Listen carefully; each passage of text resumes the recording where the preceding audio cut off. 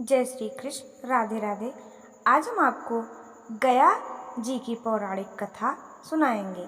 गया जी की पौराणिक कथा हमारे शास्त्रों में वर्णित है। आखिर क्यों सभी लोग अपने पूर्वजों का पिंडदान गया जी में ही क्यों करते हैं? क्या कारण है कि गया जी को ही सर्वश्रेष्ठ क्यों माना गया है? आइए जानते हैं।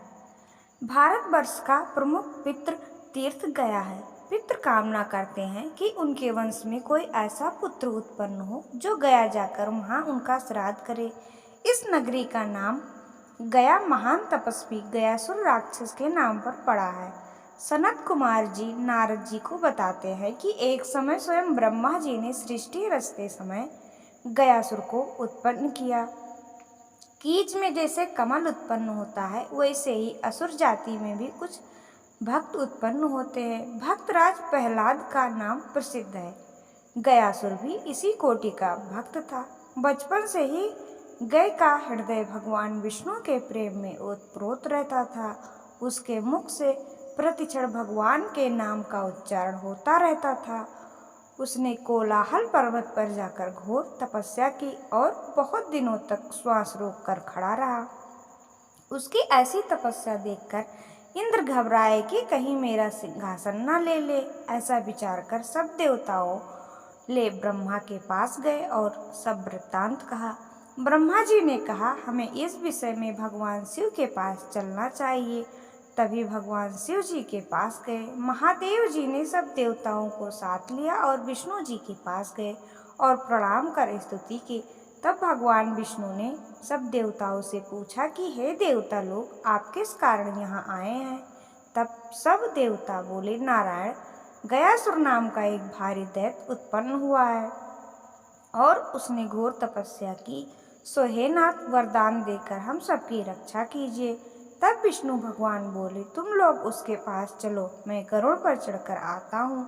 सब देवताओं के चले जाने के बाद विष्णु भगवान गरुड़ पर चढ़कर गयासुर के पास गए और शंख से उसका शरीर स्पर्श कर बोले, हे दैत्यराज, तुम्हारी उग्र तपस्या देखकर हम अति प्रसन्न हैं और तुम्हें वरदान देने के लिए आए हैं। वर मांगो। यह सुनकर गयासुर बोला, हे प्रभु, यदि आप मुझ पर प्रसन्न हैं और वर देने आए हैं तो दया कर वर दीजिए कि मेरे स्पर्श से यवत असुर, कीट, पतंग, पापी, ऋषि, मुनि, प्रेत यह सभी पवित्र होकर मुक्ति को प्राप्त होंगे। उसके वरदान को सुनकर भगवान विष्णु एवं मस्त कहकर सब देवता सहित निज आश्रम को चले गए। उसी दिन से गयासुर के दर्शन और स्पर्श से सभी जीव मुक्ति प्राप्त कर वैकुंठ को जाने लगे। धीरे धीरे यमपुरी जनशून्य हो गई। तब यमराज इंद्रादि देवता सहित ब्रह्मा जी को लेकर विष्णु जी के पास गए और बोले, हे दीन बंधु, गयासुर के स्पर्श से सब वैकुंठ को जा रहे हैं और यमपुरी जनशून्य हो गई है। यमराज की ऐसी विनती सुन विष्णु भगवान बोले, हे ब्रह्मा, आप गयासुर के समीप जाकर यज्ञ करने हेतु उसका शरीर मांगिए। विष्णु की आज्ञा पर ब्रह्मा जब गयासुर के पास आए तब असुर प्रणाम करके बोला, हे प्रभु, आप मेरे समीप किस लिए आए हैं? कृपा कहिए। तब ब्रह्मा जी ने कहा, हे दैत्यराज, मैं तमाम पृथ्वी पर घूम आया और मुझे यज्ञ करने के निमित्त कोई भी पवित्र स्थान न मिला। इस वास्ते मैं तुम्हारे पास आया हूँ कि तुम्हारा शरीर नारायण के वरदान से पवित्र है, सो अपना शरीर मुझे यज्ञ के हेतु दे दो।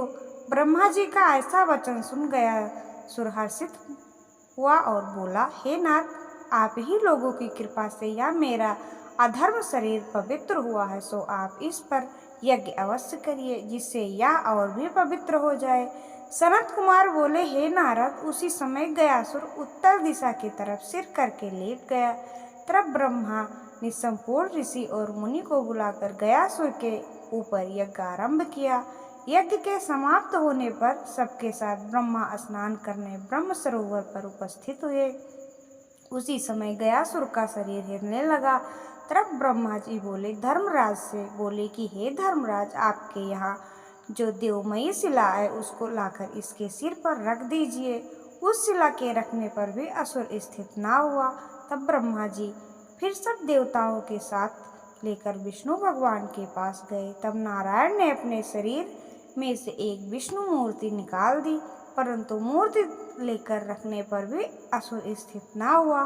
तब ब्रह्मा जी ने साक्षात विष्णु का आवाहन किया। तब भगवान उस शिला पर गदा लेकर आ विराजे और ब्रह्मा जी भी 5 रूप में पितामह, पितामह, फलवास, केदार, कनकेश्वर होकर स्थित हुए और गज रूप धारण करके गणेश जी गदादित्य नाम से दक्षिणायम, उत्तरायण सूर्य, शांत नाम से लक्ष्मी और सावित्री, त्रिसंध्या तथा सरस्वती नाम से इंद्र, बृहस्पति, वायुच्छ, गंधर्व और संपूर्ण देवता अपनी अपनी शक्ति से गयासुर के देह को स्थिर किया। तब गयासुर का हिलना बंद हुआ। तभी से विष्णु का नाम गदाधर हुआ। गयासुर के स्थिर होने पर विष्णु भगवान ने कहा, हे असुर, मैं तुमसे अति प्रसन्न हूँ, वर मांगो। तब गयासुर बोले, हे नाथ, यदि आप मुझ पर प्रसन्न हैं तो यह वर दीजिए कि जब तक सूर्य चंद्रमा पृथ्वी पर है तब तक मेरे ऊपर इस शिला पर देवता विराजमान रहे और यह तीर्थ मेरे नाम से प्रसिद्ध हो। यहाँ स्नान, तर्पण, दान पुण्य करने से मनुष्य को सब तीर्थों से ज़्यादा फल प्राप्त हो और गदाधर भगवान विष्णु के दर्शन पूजन से मनुष्य के हजारों कुल तर जाएं। जिन पितरों के लिए यहाँ पिंडदान किया जाए वह ब्रह्मलोकवासी हों और पापों से मुक्त हों। गयासुर का यह वचन सुन भगवान विष्णु ने कहा, ऐसा ही होगा। इसके उपरांत ब्राह्मणों को बहुत सा द्रव्यमान देकर विदा किया। कुछ काल बीतने पर ब्राह्मणों ने द्रव्य मांगकर धर्म यज्ञ किया, उसका धुआं स्वर्ग को गया।